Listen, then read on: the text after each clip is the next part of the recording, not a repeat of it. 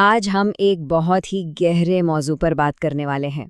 یہ صرف پیسے یا معاشی حالات کی بات نہیں، بلکہ یہ اس ذمہ داری کی کہانی ہے جو کسی ایک فرد کے کندھوں پر آن پڑتی ہے، یعنی نسلوں سے چلی آ رہی غربت کی زنجیریں توڑنے کی ذمہ داری۔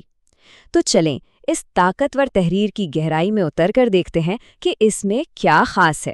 تو دیکھیں، یہ تحریر شروع ہی ایک دھماکے دار جملے سے ہوتی ہے، سیدھا پوائنٹ پر، کوئی تمہید نہیں۔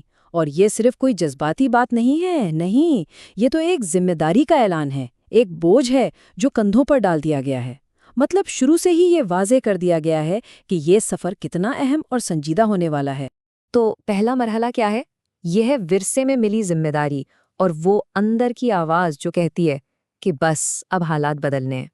تو یہ ماحول ہے کیسا؟ ذرا سوچیں، ایک ایسا گھر جہاں خواب دیکھنے سے پہلے پیٹ بھرنے کی فکر ہوتی ہے، جہاں ایک ماں کی دعائیں بھی خاموش ہیں اور باپ کی آنکھوں میں ایک ایسا بوجھ ہے جو وہ کبھی زبان پر نہیں لاتے، اور سب سے بڑھ کر یہ وہ جگہ ہے جہاں ہر طرف سے ایک ہی آواز آتی ہے، یہ نہیں ہو سکتا۔ یہ جملہ جیسے ہوا میں گھل جاتا ہے۔ لیکن یہاں ایک امید کی کرن بھی ہے۔ یہ تحریر کہتی ہے اور تاریخ بھی گواہ ہے کہ ہر خاندان میں کوئی ایک شخص ضرور پیدا ہوتا ہے جو اس ناممکن لفظ کو ہمیشہ کے لیے مٹا دیتا ہے، اور پیغام بالکل صاف ہے، وہ کوئی بھی ہو سکتا ہے، بس ذمہ داری قبول کرنے کی دیر ہے۔ اچھا، اب آتے ہیں اس سفر کے سب سے اہم موڑ پر۔ تحریر کے مطابق اصل جنگ وہ باہر کے حالات سے نہیں لڑی جاتی، سب سے بڑی اور فیصلہ کن جنگ تو انسان اپنے اندر لڑتا ہے۔ اور یہاں غربت کو ایک بالکل نئے زاویے سے دیکھا گیا ہے۔ بات صرف خالی جیب کی نہیں ہو رہی، نہیں، اصل غربت کیا ہے؟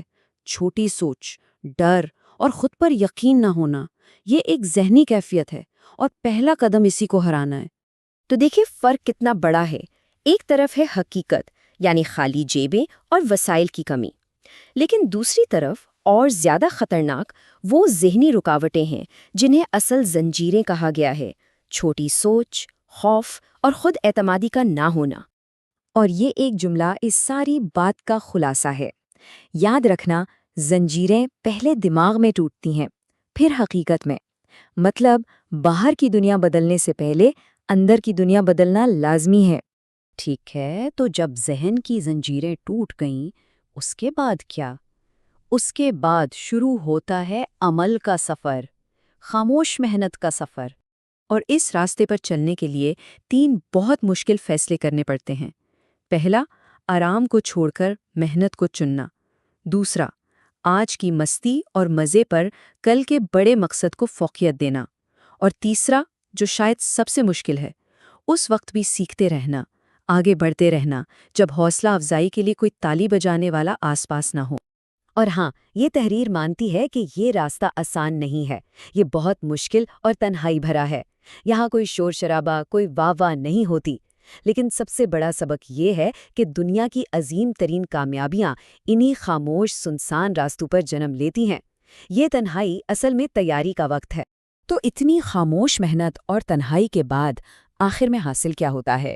اب ہم اس مرحلے پر آتے ہیں جہاں اس ساری جدوجہد کا پھل ملتا ہے، اور یہ صرف ایک انسان کی کامیابی نہیں ہے، یہ نسلوں کی تقدیر بدلنے کا لمحہ ہے۔ اس کا اثر کتنا گہرا ہے، اس کا اندازہ یہاں سے لگائیں۔ ایک شخص کی محنت کے بعد وہ غربت جو اس کے والدین کے لیے کڑوی سچائی تھی، ایک روزمرہ کی حقیقت تھی، وہی غربت آنے والی نسل کے لیے صرف ایک کہانی بن کر رہ جاتی ہے، ایک پرانی کہانی جسے وہ سنتے ہیں، جیتے نہیں ہیں۔ اصل میں نسلوں کی تقدیر بدلنا اسی کو کہتے ہیں۔ اور یہاں کامیابی کو صرف اپنی جیت کے طور پر نہیں دیکھا جاتا، بلکہ اسے والدین کی ان گنت قربانیوں کا انعام سمجھا جاتا ہے۔ یہ جیت دراصل ان کی جدوجہد کو بھی ایک مطلب دیتی ہے، اسے سچا ثابت کرتی ہے۔ چلیں جی، اب ہم اس تجزیے کے بالکل آخر میں ہیں، اور یہ حصہ سب سے زیادہ طاقتور ہے۔ یہ اس شخص کی حتمی پہچان کے بارے میں ہے جو یہ پورا سفر طے کرتا ہے۔ اور آخر میں یہ زبردست بات کہی گئی ہے: یہ بوجھ اٹھانے والا صرف کامیاب نہیں ہوتا، وہ اپنی نسل کا ہیرو بن جاتا ہے۔ یعنی یہ کوئی عام کامیابی نہیں ہے، یہ ایک ہیرو والا کام ہے، ایک کارنامہ ہے۔ اور یہ تحریر ختم ہوتی ہے ایک بہت گہرے سوال پر ایک ایسا سوال جو جواب نہیں دیتا بلکہ سوچنے پر مجبور کرتا ہے۔ یہ ہمیں واپس وہیں لے جاتا ہے جہاں سے بات شروع ہوئی تھی، اسی ذمہ داری کی طرف۔ غربت کی یہ زنجیر آخر کس پر آ کر ختم ہوگی؟